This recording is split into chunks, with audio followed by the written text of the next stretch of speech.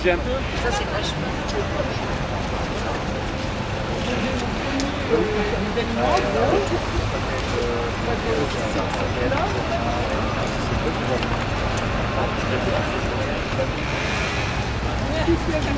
Oui,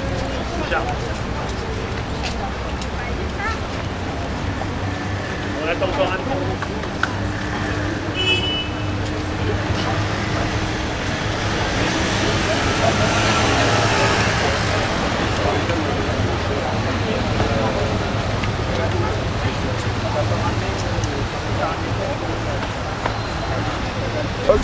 Du moment, qui écrit de nombreux ouvrages et qui vient donc ce soir aussi contribuer. Contribuer, c'est en même temps, je pense, quelque part, on peut le dire, être con dans la tribu. Voilà, et l'attribution est tout à fait Du sujet, et à fond dans le sujet. Voilà, à fond dans le sujet. Pour recontexter, mais je pense qu'on en reparlera, on est là pour décerner... Je rappelle que la poésie est l'art d'être con. Si. La poésie est l'art d'être con. Si. Oui. Tout à fait, Guy. Voilà. Venez les amis, venez. C'est gratuit. Oui. Si t'es là, t'es obligé de lire. On palme gratuit ce soir. Voilà. Ce sont des aphorismes. Toi, t'as pas besoin, tu connais ça par cœur, t'en as fait ton métier. Voilà. Bonjour. On a eu son texte.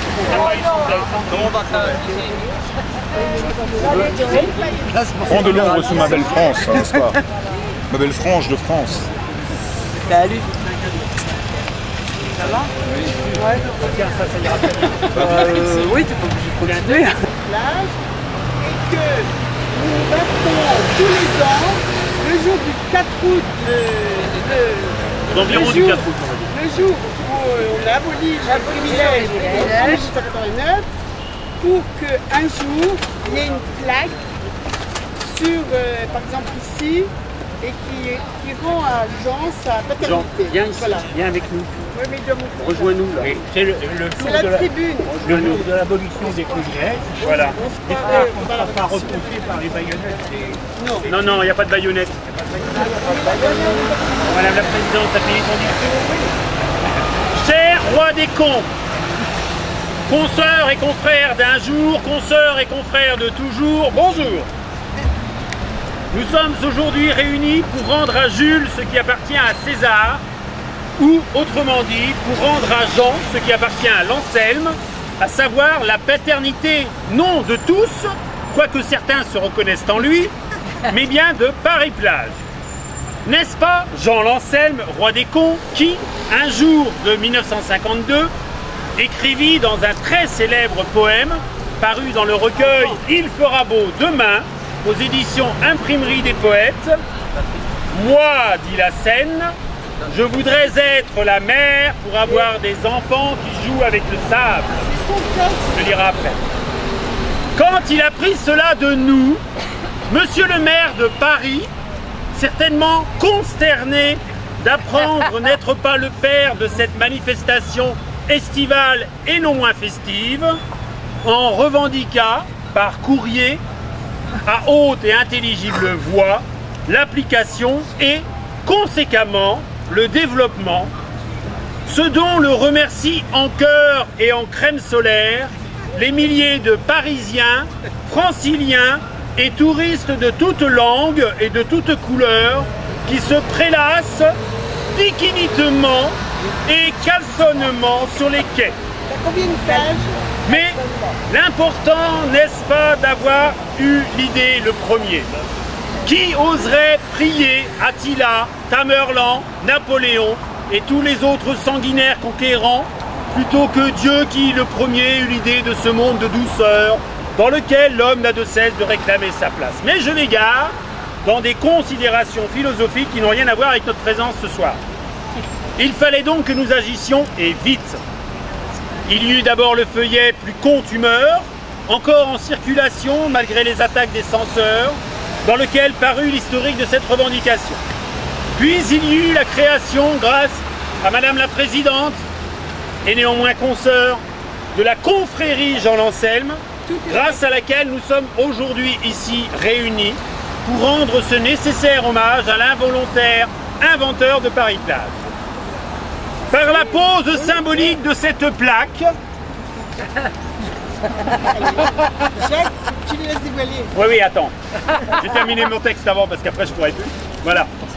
Par la pose symbolique de cette plaque, que la législation nous empêche de river au tablier de ce pont, et donc que nous emporterons avec nous, tout en l'offrant de bon cœur aux premiers concernés, nous fixons pour l'éternité ce moment de tous attendu et inscrivons dans l'histoire le nom tant aimé de Jean Lancel. Bravo!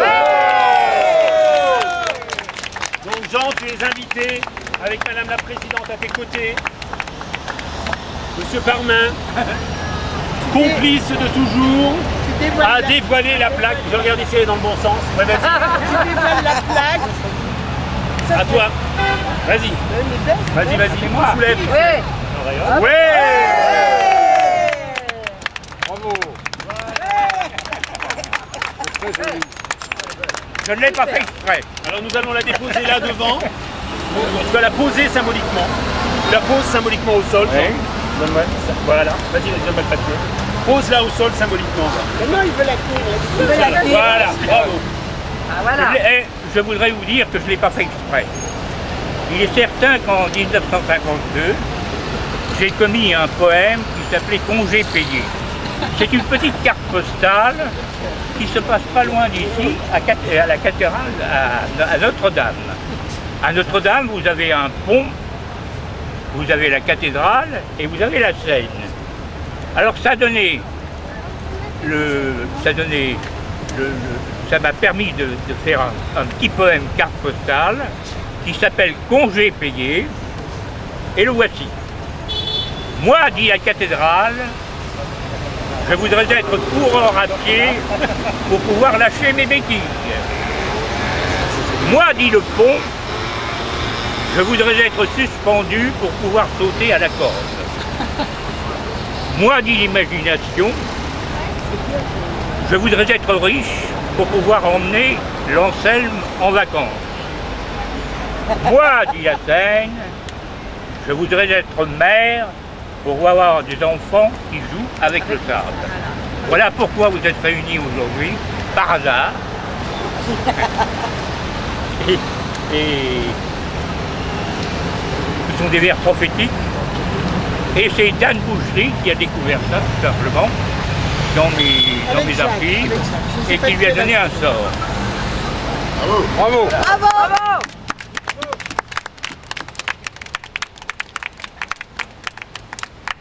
Alors la suite des événements. Mais il a envie de lire encore quelque chose. Bah oui, il va lire encore. Donc, à toi. Je lirai à mon tour. À ton tour. Denis, à toi la parole. Allez, Denis. Denis Parmin, complice de Jean Lancel.